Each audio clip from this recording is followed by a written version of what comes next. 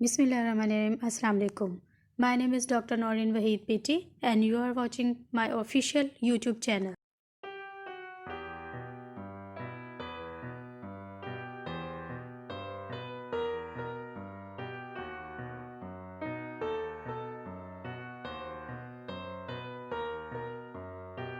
जैसा कि इसके नाम से पता चल रहा है, जैसे सेक्रल बेस डॉर्सल टेस्ट, तो इसका मतलब है बेस ऑफ द सेक्रम जो है वो डॉर्सली मूव करेगी इस टेस्ट में।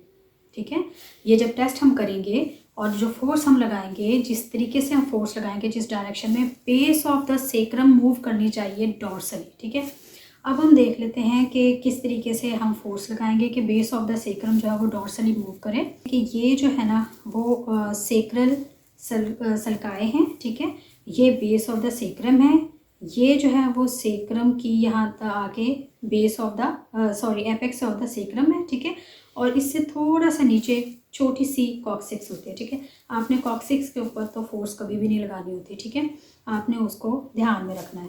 आपने उस बेस ऑफ द सेक्रम को आप चाह रहे हैं कि वो डॉर्सली मूव करे। ठीक है, अब फॉर एग्जांपल ये सेक्रम है, ठीक है, और ये उसकी बेस है। तो base of the sacrum dorsally move करेगी जब हम इसकी एपेक्स पर वेंट्रल फोर्स अप्लाई करेंगे। ठीक है, हम नीचे की तरफ दबाएंगे, वेंट्रल फोर्स अप्लाई करेंगे और dorsal base of the sacrum dorsally move करेगी। सबसे पहले क्या करना है, सेक्रल सल्काए को पैरपेट करें एंड देन आपने क्या करना है, आप सेक्रल सल्काए पे फिंगर रख के, इंडेक्स फिंगर या थंब भी रख सकते हैं। ठीक है, और आपने क्या करना है, मूवमेंट फील करनी है through out the range. Quality of the movement feel करनी होती है, रिस्ट्रिक्शन वगैरह तो नहीं आ रही है। ये जो टेक्निक है इसको 3 पर्पस के लिए यूज़ किया जा सकता है, टेस्ट करने के लिए, रेंज और क्वालिटी ऑफ द मूवमेंट को टेस्ट करने के लिए। एक और चीज़ को टेस्ट करने के लिए जो बहुत इंपॉर्टेंट है वो है पोजिशनल फॉल्ट। अगर सेक्रम की मूवमेंट डॉर्सल डायरेक्शन में रिस्ट्रिक्टेड है तो हम उसको स्ट्रेच देने के लिए भी ये टेक्निक यूज़ कर सकते हैं। तो सबसे पहले हम जो टेक्निक परफॉर्म करेंगे वो है टेस्ट करने के लिए रेंज और क्वालिटी ऑफ द मूवमेंट। ठीक है, उसमें हमने वही कि हमने बेस ऑफ द सेक्रम पे अनर साइड रखनी है।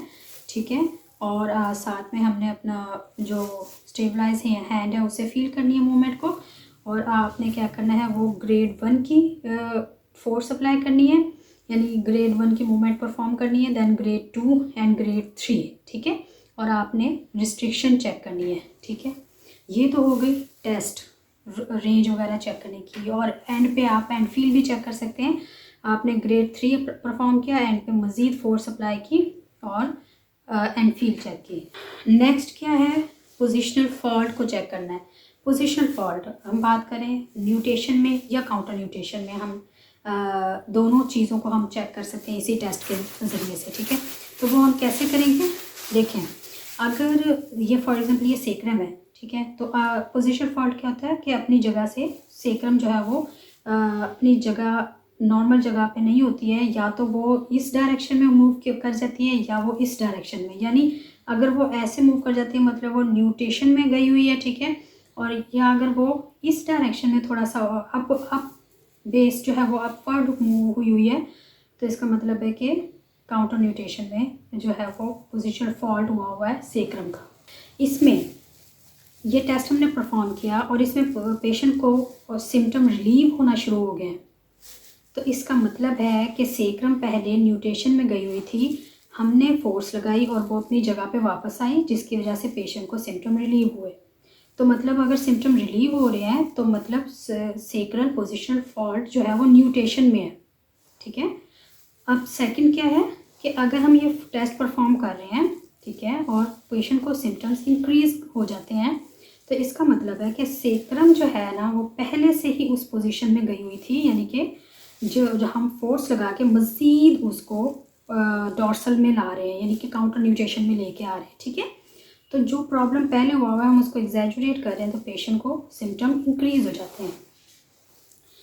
अगर पेशेंट को सिम्टम इंक्रीज़ हो रहे हैं तो इसका मतलब है कि पोजिशनल फॉल्ट क्या है, काउंटर न्यूटेशन में है। ठीक है, और अगर पेशेंट को सिम्टम रिलीव हो रहे हैं हमारा ये टेस्ट परफॉर्म करने से, तो मतलब जो सेक्रल पोजिशनल फॉल्ट है वो क्या है, न्यूटेशन में। थर्ड जो पॉइंट है इसका वो है stretch mobilisation.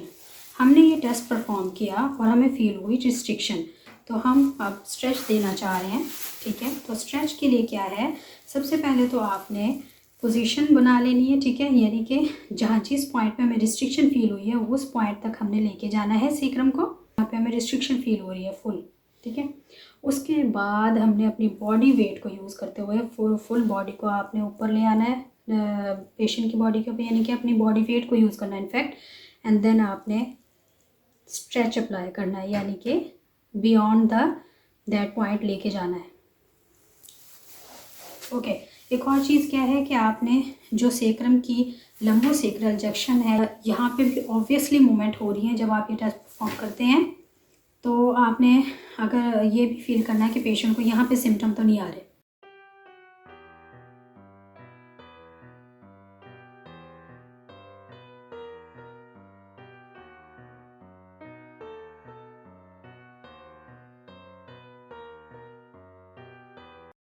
Okay next test है सेक्रल वेंट्रल टेस्ट।